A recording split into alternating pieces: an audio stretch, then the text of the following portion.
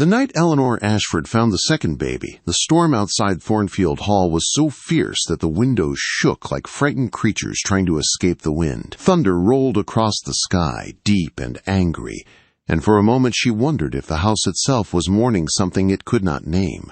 That was the night she learned that some secrets are not meant to be uncovered, but inherited, passed from one broken heart to another. But the story did not begin that night. It began months earlier, on a cold gray morning in February, when Eleanor stood in a churchyard and watched the earth swallow everything she loved. She was only 23 when she buried her husband and her son on the same day. Thomas had been a clerk, kind and gentle, with warm hands and a laugh that made even the smallest room feel alive. Their son William had lived only 4 months. Just long enough for Eleanor to learn the exact weight of him in her arms, just long enough to know the shape of his tiny fingers wrapped around hers when he slept. Fever took them both within a single week. When the rain began to fall onto their graves, Eleanor felt as if something inside her had been buried with them. For 6 months she lived as if she were already halfway gone herself. She mended clothes for village women. She ate when she remembered. She slept only when exhaustion forced her to, because waking meant remembering, and remembering hurt more than the numbness. The cradle in the corner of her cottage stayed empty. The space beside her in bed stayed cold. It was Mrs. Peaton, the vicar's wife, who finally broke through Eleanor's fog of grief. She came one August afternoon and sat at Eleanor's small table, her untouched tea growing cold between her hands. "You cannot go on like this, Eleanor," she said, firm but not unkind. "You are young, and there is a child who needs someone like you." "A child," she explained. The Duke of Blackwood's daughter, 3 months old. The Duchess had died in childbirth. The Duke had dismissed 4 nursemaids already. The baby cried constantly and could not be soothed. "They say she needs a mother's touch," Mrs. Peaton said quietly. "And you have love that has nowhere to go." The words were blunt, but they were true. Eleanor's love had not died with her son. It had turned inward, heavy and aching, waiting for somewhere to land. 3 days later, Eleanor left the village she had known her entire life. Her single trunk sat behind the hired carriage as the road curved away and the cottages disappeared from view. She did not cry. Her grief was already packed inside her chest. Thornfield Hall rose from the land like something both grand and grim. Gray stone walls, ivy clinging like desperate hands, dark windows staring down as if watching her arrival. It did not feel like a home. It felt like a place full of echoes. Mrs. Crawford, the housekeeper, met her at the servants' entrance. Her iron gray hair was pulled tight, her eyes sharp and tired. "You are the new governess," she said flatly. Eleanor nodded. "Yes, ma'am, Eleanor Ashford. The child is in the East Wing nursery. You will take your meals there. His Grace does not wish to be disturbed. You are not to approach him unless summoned." Her heels clicked across marble floors as she led Eleanor through endless corridors lined with portraits of long dead ancestors who all seemed to frown in judgment. The others were dismissed because they could not keep the child quiet, Mrs. Crawford added. His Grace does not tolerate disruption. Eleanor said nothing. She was here to serve. The nursery lay at the end of a long hallway, and Eleanor heard the crying before the door was opened. Not the soft fussing of a restless baby, but the raw, exhausted sobs of a child who had cried too long. Lady Isabel lay in a carved mahogany cradle, red-faced and furious. The room was beautiful in a distant way, pale blue walls, lace curtains, a fire burning low. Everything expensive, everything cold. Mrs. Crawford gestured once. "She has been fed and changed. She will not settle. Perhaps you will succeed where the others failed." Then she left, closing the door behind her. Eleanor stood frozen. It had been months since she last held a baby, since the morning William died. Finally, she stepped forward and looked down at Isabel. The child's fists waved angrily, her cries sharp and desperate. But when her gray blue eyes opened and met Eleanor's, something changed. Just for a breath, the crying faltered. "Oh, little one," Eleanor whispered, "you are not alone here." She lifted the baby into her arms, and the weight felt painfully right. Isabel's cries softened, then faded as Eleanor rocked her gently. The rhythm was the same. The instinct was the same. By the time Eleanor laid her back in the cradle, the baby slept peacefully. Eleanor felt no triumph, only grief. This child was not hers, would never be hers, and yet her heart was already reaching for her. Still, she stayed. Days turned into weeks. Eleanor learned Isabel's needs, her cries, the way she liked to rest her head against Eleanor's shoulder. The Duke remained a distant presence. Sometimes Eleanor saw him from afar, a tall figure crossing the courtyard, a shadow at a window. Once, late at night, she saw him standing by the lake, perfectly still, staring at the water, as if waiting for something to rise from it. Then came the storm. It was near midnight. Isabel slept peacefully. Eleanor dozed in a chair beside the cradle when a sound woke her, a baby crying. Not Isabel. The sound was faint, carried by wind and thunder, but unmistakable. Eleanor checked the cradle. Isabel slept on, undisturbed. The crying came from the far end of the hall. Her heart pounded as she stepped into the dark corridor. The sound grew louder as she walked. The door at the end was unlocked. Inside, a small room held a simple cradle and a single candle. And in that cradle lay a baby boy. He cried with desperate strength, dark hair damp with sweat, cheeks wet with tears. A young servant girl sat beside him, pale and shaking. "Please," the girl whispered, "do not tell anyone. I cannot quiet him." Before Eleanor could speak, the door behind her opened. "Mrs. Ashford," a deep voice said, "I see you have discovered my secret." The Duke of Blackwood stood there, rain clinging to his dark hair, his face pale and rigid. Lightning split the sky behind him. "Care for him," he said softly, "as you care for Isabel, but please do not ask who his mother is." His hands trembled. Eleanor looked at the crying child, at the man carrying a grief too heavy for one heart. "What is his name?" she asked. The Duke closed his eyes. "James." And in that moment, Eleanor knew her life at Thornfield Hall would never again be simple. From the night Eleanor agreed to care for James, Thornfield Hall changed in ways she could not explain.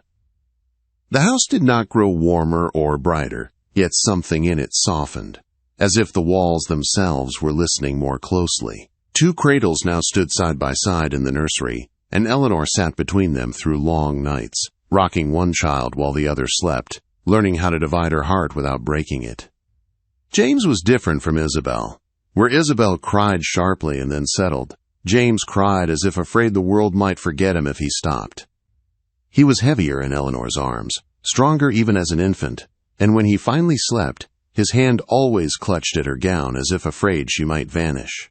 Eleanor felt the same old ache return, the memory of William's grip, but now it no longer crushed her. It gave her purpose. The Duke kept his distance. Days passed without a word from him, yet his presence was everywhere. Extra coal appeared in the nursery fireplace. Better food arrived on Eleanor's tray. A thick shawl lay folded on her chair one morning without explanation. He was watching, waiting, testing whether she would keep her promise. She did. She asked no questions. She told no one. When servants whispered, she heard only fragments, rumors without shape. Some said the Duke had taken a village girl as a mistress. Others hinted at darker things. Eleanor ignored them all. Her loyalty belonged to the children first. Mary, the young servant who had been caring for James in secret, often lingered in the nursery at night. She was awkward with the baby, afraid of doing something wrong. "I never wanted to hide him," Mary whispered once, tears in her eyes, "but His Grace said it must be so."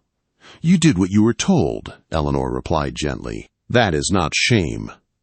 As weeks passed, James moved fully into the main nursery. Isabel and James grew used to each other's presence, sleeping in the same rhythms, crying at the same moments, as if they had always been together. Eleanor watched them and felt something close to peace. It was in late October that Eleanor spoke properly with the Duke for the first time. She had taken the children to the library, a quiet room filled with dust and sunlight, and sat reading while they slept in baskets at her feet. When she looked up, the Duke stood by the fireplace, watching her. "I did not mean to intrude," he said. She rose at once. "Your Grace." "They look well," he said, his gaze fixed on the children. "They are," Eleanor replied. "They grow stronger every day." A silence settled between them, heavy, careful. "You have asked me nothing," he said at last. "About the boy." "You asked me not to," Eleanor said, "so I did not." He studied her as if trying to understand how she existed. "You lost a child," he said quietly. "Yes, and my husband." "I am sorry," he said, and she heard real understanding in his voice. She hesitated, then said softly, "And I am sorry for your wife." Pain crossed his face. "Catherine wanted Isabel more than anything," he said. "She knew the risk. I did not stop her." Eleanor said nothing. Some grief had no comfort. When he left, her heart beat faster than it should have. She told herself it was only sympathy, only shared loss. Then came Lady Hartwell. She arrived without warning, sweeping into the nursery with sharp eyes and sharper judgment. She was beautiful in a hard way, her posture perfect, her gaze cutting. "So," she said, "you are the woman my brother has hidden away." "I am Eleanor Ashford," Eleanor replied calmly. "I care for the children." "Children?" Lady Hartwell repeated, her eyes flicking to James's cradle. "Interesting." Eleanor did not rise to the challenge. "Any questions should be directed to His Grace." Lady Hartwell stared at her for a long moment, then smiled faintly. "You are not what I expected." That night, Eleanor sensed change in the air. Something was moving beneath the surface of Thornfield Hall. 3 nights later, Eleanor found a letter slipped under the nursery door. No name, only a message. "If you wish to understand the child you care for, come to the chapel at midnight. Come alone." Her hands shook as she folded it. She should have burned it. Instead, she waited until the house slept and stepped into the cold night.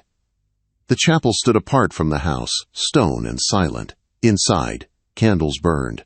Lady Hartwell waited near the altar. Beside her stood a woman Eleanor did not know, her face worn with grief. "This is Anne Pembroke," Lady Hartwell said. "My sister-in-law's lady's maid." Mrs. Pembroke's voice trembled. "The Duchess did not die giving birth to Isabel alone." Eleanor listened as the truth unfolded, each word cutting deeper than the last. Catherine's younger sister, Margaret. Disgraced, ill, dying, a baby born in secret, a promise made on a deathbed. "The boy is not my brother's son," Lady Hartwell said. "He is his nephew, and my brother chose to be thought unfaithful rather than let that child be shamed."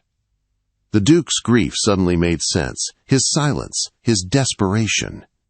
Eleanor returned to the house shaken, but certain of one thing. She would stay. Days passed in quiet tension. Lady Hartwell remained, watching Eleanor with new eyes. She spoke gently now, not as an enemy, but as an ally. "He cannot marry within his class now," Lady Hartwell said one afternoon. "Too much scandal, too many whispers." Eleanor kept her gaze on the children. "That is not my concern." "Perhaps it should be," Lady Hartwell replied. The Duke summoned Eleanor to his study in early December. He paced like a man on trial. "My sister told you," he said. "You know." "Yes." "And still you stayed." "Yes." Quote, "Why?" "Because you kept a promise," Eleanor said, "and because those children need love, not truth wrapped in cruelty." He knelt before her then, a duke brought low by hope. "I cannot offer you respect in society," he said, "only honesty and devotion." Her heart raced. "You want to marry me?" "I do." She said yes before fear could stop her. They married quietly 3 weeks later, no celebration. Only vows spoken honestly. The scandal came quickly. Letters, whispers, cold stares. Eleanor endured them all. Then came the blackmail letter. A man claiming to be James's father, demanding money, threatening exposure. Eleanor did not hesitate. "Then we tell the truth ourselves." The Duke feared the cost. Eleanor feared the lie. They wrote the letters, sent them, waited. The truth did not destroy them. Some condemned them. Others praised their courage. The blackmailer vanished. For the first time, Thornfield Hall breathed freely. Years passed. Isabel learned to walk. James followed. They grew side by side, unaware of the weight their beginnings carried. And Eleanor, once broken beyond repair, stood in the nursery watching two children laugh, knowing she had found not just a second chance, but a family built not on blood, but on choice. And yet, the greatest test still lay ahead. The truth did not end the danger. It only changed its shape. After the letters were sent, and the newspapers printed their careful stories, Thornfield Hall fell into a strange calm. The storm had broken, but the air still felt heavy, as if everyone was waiting to see what would rise from the wreckage. Eleanor learned quickly that honesty did not silence judgment. It only forced people to choose sides. Some neighbors avoided the estate entirely. Invitations stopped coming. Old friends of the Duke sent polite but distant replies. Yet others surprised them. Letters arrived praising the Duchess's compassion, the Duke's loyalty, and Catherine's final act of mercy. Eleanor read each one slowly, absorbing the words like medicine. Life inside the house grew steadier. Isabel began to toddle through the halls, fearless and curious. James followed close behind, slower but determined, his small hand always reaching for Eleanor's skirt when he lost his balance. Watching them, Eleanor felt something she had not felt since before the fever took Thomas and William. She felt hope without fear attached to it. The Duke changed too. The rigid man who once moved through Thornfield Hall like a ghost softened. He laughed more easily. He carried the children on his shoulders. He spoke openly with Eleanor about his fears, his guilt, and the years he had spent believing happiness was something meant for other people. "I lived as if joy were a betrayal," he told her one evening as they watched the children sleep. "As if smiling meant I had forgotten Catherine." "You honored her," Eleanor replied, "and she gave you permission to live." Winter passed, and spring followed. For the first time in years, Thornfield Hall hosted small gatherings again. Nothing grand, nothing meant to impress society. Only quiet dinners with those who chose kindness over judgment. Lady Hartwell remained close, sharp-tongued and fiercely protective. Eleanor grew to rely on her strength. Then came the question they had all avoided. "What will we tell James?" Lady Hartwell asked one afternoon, "when he is old enough to ask?" The Duke stared out the window for a long time before answering. "We will tell him the truth," he said, "but not yet. Let him be a child a little longer." Eleanor agreed. Childhood should not be burdened with secrets before it must be. Years passed gently.